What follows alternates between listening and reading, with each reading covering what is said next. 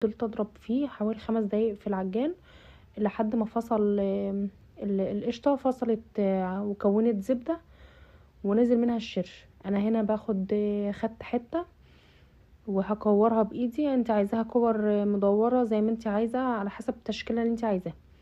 بكورها بايدي وبعد كده بجيب ميه ساقعه في حله او في طاجن او في اي حاجه، واحط فيها الزبده زياده تاكيد بس مش اكتر، علشان لو الزبده لسه فيها لبن ينزل منها في الميه الساقعه دي.